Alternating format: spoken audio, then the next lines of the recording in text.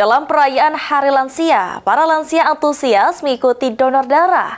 Kegiatan ini diharapkan bisa motivasi lansia Palembang untuk ikut dan peduli dalam mendorong darah.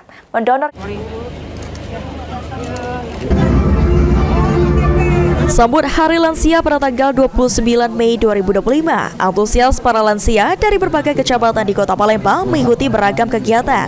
Di antaranya donor darah di halaman Masjid Al-Badi, Kelurahan 24 Ilir. Salah satu lansia pendonor darah, Edison, mengatakan meski sudah menginjak usia 60 tahun dan berdomisili di kawasan Pelaju, dirinya tetap semangat mengikuti kegiatan donor darah di kawasan 24 Ilir karena bisa membantu untuk memenuhi kebutuhan darah di Kota Palembang.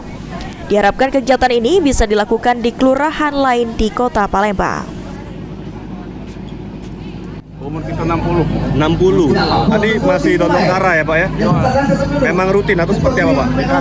Itu memang yonian Pak. Memang rutin ya? Dari Bujang Pak. Dari Bujang Pak ya? Cucu nggak dari 40 kali lebih.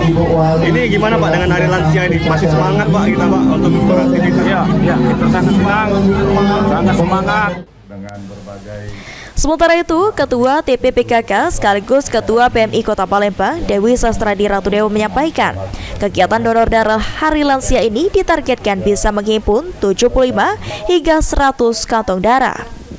Kegiatan ini masih ada lansia yang melakukan donor darah dan diharapkan hal tersebut bisa memotivasi masyarakat Palembang untuk bisa ikut dan peduli dalam mendonorkan darah. Targetnya itu mungkin berkisar 75 kantong darah. Ya harapannya mudah-mudahan warga Kota Palembang ya peduli ya untuk melakukan donor darah, membantu sesama manusia, harapannya seperti itu. Ditambahkan Dewi Sastradi Ratudewa, untuk lansia sebelum mendonorkan darah dilakukan pemeriksaan kesehatan terlebih dahulu dan jika memungkinkan baru diperbolehkan mendonorkan darah. Sandi Pratama, PAL TV.